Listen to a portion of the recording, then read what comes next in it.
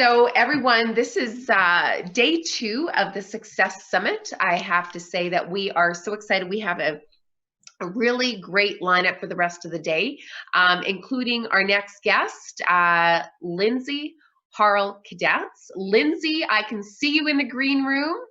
Are you ready to come on stage? How are you? I love your banner in the background. Depression, constipation. And I know I saw the slides. Now, we are not going to have slides today. You're just going to speak to it. But I love the graphics. It's really, the cartoons are really, really beautiful. And you have such a wonderful, bright energy talking about something that really is top of mind right now, and that is mental health and well-being. So let me introduce you, Lindsay. You're the owner of The Right Harle, where you help small business entrepreneurs remove the mystery to creating original brand content that creates real long-term and relationships. We know how strong that word relationships. It's all about relationships. But not working with small business brands, she is a vocal mental health advocate, bringing light without making it light to depression and anxiety. So you take away, as Jill said, you flush it out. Yes, excellent. So it's my pleasure to have you. You were also a 2019 Woman of Inspiration award recipient influencer, and you were also on our team as a Universal Women's Network national ambassador. And I have to say, you've contributed so much to the team, and your energy, your experience, your leadership, and also what you bring to the table as far as your voice. So thank you very much. I'm going to turn over the keys to you, and I'm going to let you drive because I know you have a great presentation for our guest today, which is unleashing your anxiety, work with your mind. You have to enhance your business. Yes. All yours. Perfect. Thank you, Monica. So yes, as Monica mentioned, I am the owner of The Right Harle, and I support individuals with brand and content mental wellness in their company. And I am also the author of Depression, Constipation, How Pooping Saved My Sanity, and Other Stories. And this book is really a tongue-in-cheek look at depression, and drawing parallels between depression and constipation in a very humorous, light way that helps people understand that being depressed does not mean being sad. So from that, though, this book really helps me understand, well, what is the mental prune juice that I have had to drink to help get my own brain flowing again during those times of overwhelm and anxiety? And what do I need to do in order to avoid going further into a spiral? And as everybody knows these days, plain and simple, the world is overwhelmed, the world is anxious. Anxious, that is not a word, but they are anxious.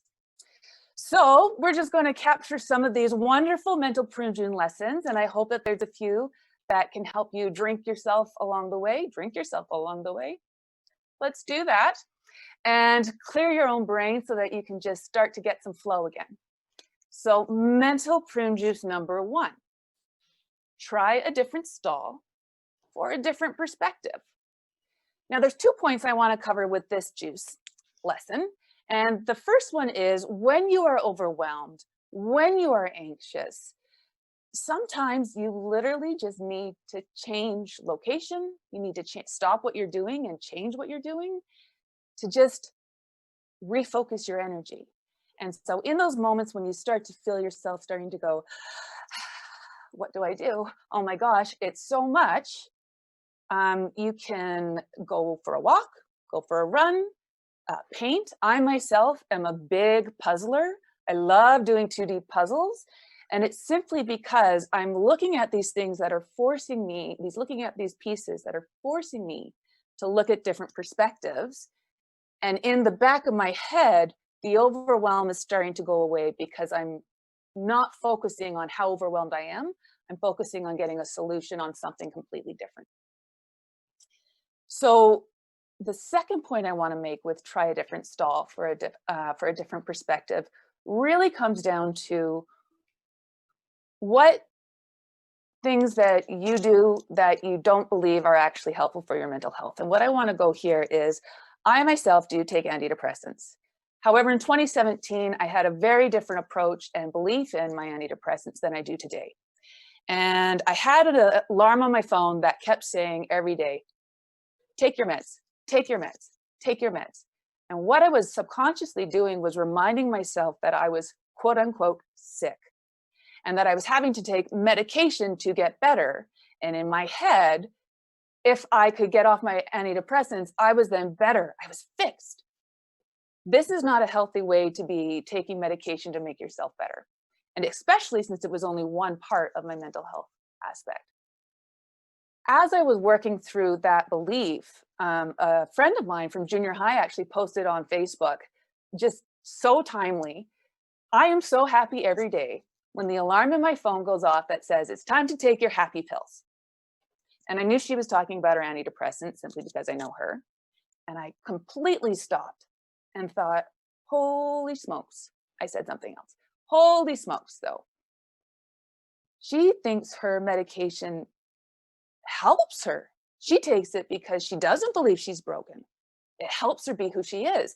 And so what I automatically did then was I went into my phone, I changed what that alarm said, and I said, feed your brain. And so every day I was actively rewiring my brain from I'm taking my medication for depression to I'm fueling my brain for optimal functioning. So no longer were my meds about fixing, they became about fueling, and I changed the relationship there. And so it was just a completely different stall, though, that I had to go into to change that perspective to be healthier. So let's talk about our next mental prune juice lesson, and that is find your flush buddy who has the best prunes. So running a business can be lonely. Running a business when you're moving through overwhelm and anxiety and everything that's going on can be just isolating. So it's crucial to build these supportive partnerships with individuals who see your core self, but can also be objective in identifying when that core self is not aligned. And so an example of this is when I was trying to wean myself off of my meds, I had reached out to a partner of mine and said, hey, this is what I'm doing. I'm giving you permission to call me out if I am not behaving as I normally do. And so one day we were having what I would say a very passionate conversation, more so than normal logical Lindsay of saying, this is why I'm really frustrated. And bless her soul, she said to me, Lindsay, I love the passion that you're coming at this with, but can I ask you a question? And I said, okay. And she very politely said, do you think you might be spiraling? You asked me to call you out on this, and this is not a normal reaction from you. And of course, in the moment I said, thank you for calling it out, but no. I'm just very frustrated. What happened 2 days later, though, was I had a complete and full-on spiral. And I needed to pause my business for a week or two so that I could actually get better because I ignored everything. Had I not had my flesh buddy, though, to call that out, I would have ignored it. I would not have reached out to get actual support from my professional support team. So find your flesh buddies, my dears. Now, third prune juice lesson. Ask for toilet paper. Others may have it. So what I mean by this is let your clients peek under the stall every now and then and give you exactly what you need to be supported in order to support them, in order for them to support you in supporting them. And this really takes it's all about vulnerability and about 5 seconds of gutsiness. And so as an example of this is during one of my bigger spirals, this specific one when I had to pause my business for a week, I was in the middle of 2 major website project developments. And what happens often with my spirals, if I don't deal with them is I get cognitive dissonance. And so I have to hold things to know if things are real. I can't actually sort through the creativity process. I don't have that beautiful flow. I am a process-oriented individual, and I can't follow the process at that time. And then I am not going to give the quality of work to my clients that they are paying for. I give good content because that's just who I am, but it would not be to the level that I know I can deliver and that they deserve. So I had to get honest with them both, and I had to reach out and say, hey, here's where things are at in my mind. Here's a plan, though, that I have for getting back on track. So I'm not just reaching out and saying, guys, I'm sick, I can't do it. It's, hey, here's what's going on. I have a plan in place, though, for getting support, for getting better, and then for finishing your project. And what that actually does is it built so much trust with them. It demonstrated the commitment to the project while also showing the boundaries that I needed to stay healthy. And it also showed complete transparency. Both clients said, not a problem. We will move the timeline. Your health is more important. Again, though, I'm not doing rocket science. I'm doing content, but it's still important for their business to move forward. So I have to be honest with them. Now, that leads beautifully into this fourth mental prune juice lesson of right on the stall door to communicate if you have to. Now, I am a huge advocate of pick up that gosh darn phone. If you're going to miss a timeline, if something is going on that is going to impact how you work with your clients, pick up that phone. Because so much can be missed in translation, in email, not everything will be read, tone is gone. Pick up that phone and just have a human-to-human conversation. However, when my anxiety kicks up, when my depression really goes on, again, I've already mentioned I get that cognitive dissonance. I also, however, get huge, and I never say this right, so please bear with me, tinnitus. So the ringing in the ears, strong, loud ringing in my ears. And I have a huge stutter that picks up, and I cannot speak more than 2 words. So having an honest, open, vulnerable, and very clear conversation about a plan forward with a client is very difficult. So what I have to do is I actually have to email. Again, in that email, I don't just say, hey, I'm stuttering, I can't chat right now. We'll connect in a few days. It's, hey, here's the physical reality of what is going on. Again, though, here's my plan. Can we please have a call in 3 days to discuss this plan? Because I know how to move through this anxiety and how to calm that stutter down now. And so I know that in 3 days' time, the stutter may not be gone, but I'm much more, I'm more able to have a clearer conversation on how can we get back on track and answer any questions that they have or concerns. So it's just email with a clear plan and manage their expectations. And the final mental prune juice lesson that I want to cover today, and this one is actually key to everything, is just trust your gut to avoid explosive anxiety, period. A lot of what happens, so part of the reason why I called it depression constipation is actually the reality is it's emotional constipation that leads us there. Emotion is energy, and we are not taught to understand what emotions are, and that emotions are energy that need to be felt, and the feeling moves it and then releases it. So when you're feeling you're feeling an emotion in your body and you try and shove it down, you shove away that overwhelm, you shove away that anxiety, and you just think, I got to get through it, you're doing more harm, because that anxiety is going to explode.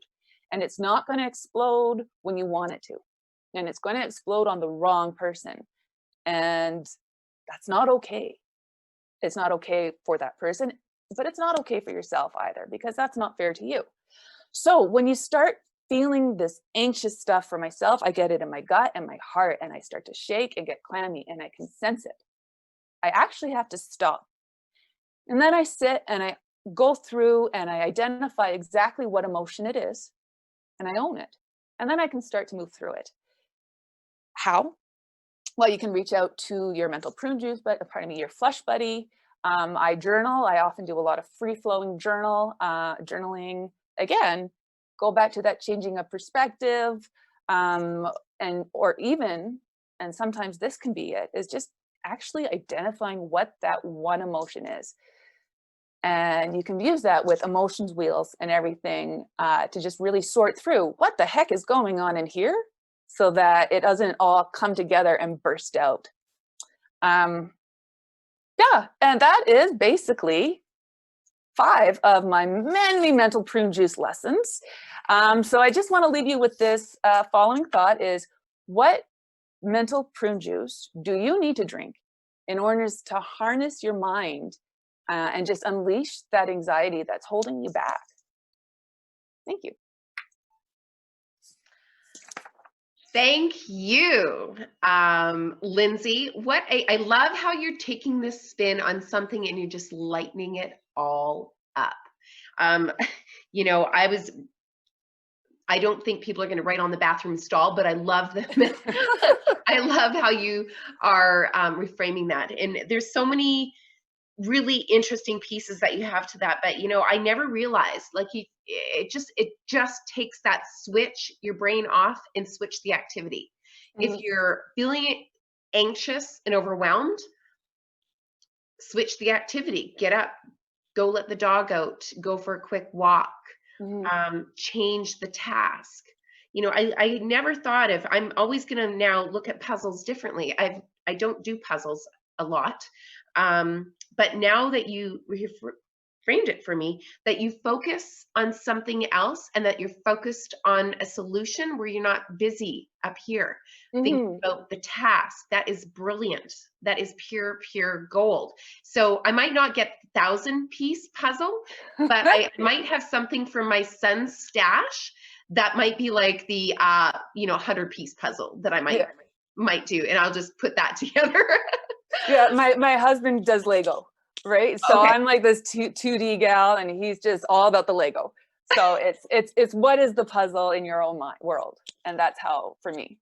Amazing. Yeah. I think that's pure gold, and I hope that everybody joining us today is able to take those steps. I want to hear, what are your aha moments? I'd love to be able to share that. Lindsay, if you are able to share, just capture some of those notes, send them back to us so that we can feed them to our audience. For those who have just joined us, Lindsay Harle Kadatz, 2019 Woman of Inspiration, influencer, also one of our Universal Women's Network's national ambassador. Depression, constipation, how to take that anxiety out. And it really, I also want to touch on, very important, the medication piece. You're not the first one. I've had probably several of our speakers come out and share that, you know, I've got medication, and I love how it's like, time to take the meds. Like, let's put a positive spin on that. Time for the clarity. Let's get clear. Let's be happy. So thank you for talking about that, because mental health is a real, it's probably one of the hottest topics right now, because if we can't take care of our mind and our bodies, then how can we serve others, our communities, our families? So us and our self-care and our mental health and well-being is so important. So thank you so much, Lindsay. It's been great to have you, and I look forward to welcoming you back for the roundtable later. Very much looking forward to it. Thank you so much. You're welcome. Have a great day.